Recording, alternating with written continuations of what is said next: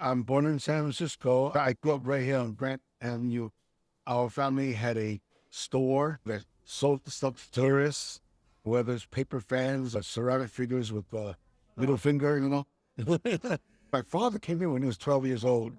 So it was like 1916, I think.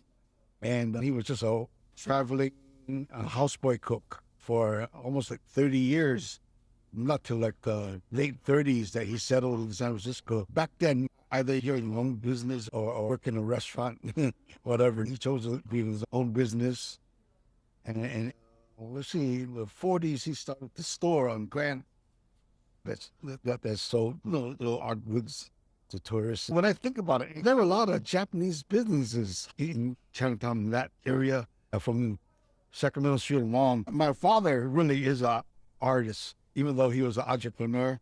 He really was an artist at heart. I was born in 52. The store was very been on that part for 10 years when I was born. And we lived in the store too as well. Just right up the stairway from the store. That's what it was. You helped whenever, as soon as you were able to count change and all that. China is a whole culture in itself too. It was a neighborhood where people know each other. We all went to the same school. You walk in the streets, you run into people you know. Just hang around here, just walk around. Because I needed it for my therapy, you know. I grew up in a very close everything we needed was within these 12 blocks or whatever. Through another interview that I had with Marco Machito, she pointed out that, hey, you were surrounded by all this art when you were growing up. I probably had an influence. I said, yeah, that's right, baby.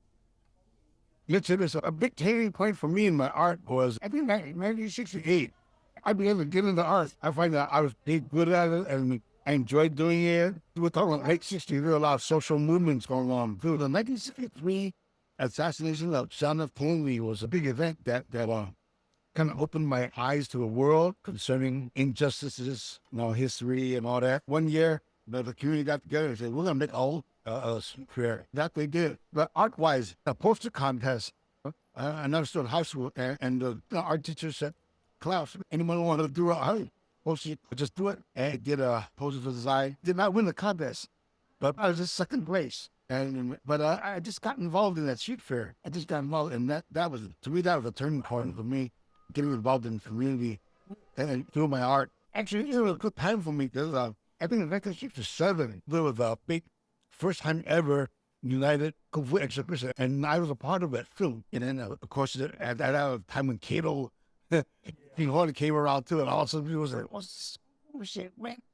In fact, Bruce Lee was in the audience. That's another bragging thing. Bruce Lee watched me before going cool. I want to incorporate Asian images and themes in the art as well. I'm a product of the psychedelic posters of the 60s. I mean, you think I got rich off this? No. I don't think I even got paid for that, for a number of those posters at all. There's a lot of shit to say, There is a lot of shit, you only touch the tip of the iceberg.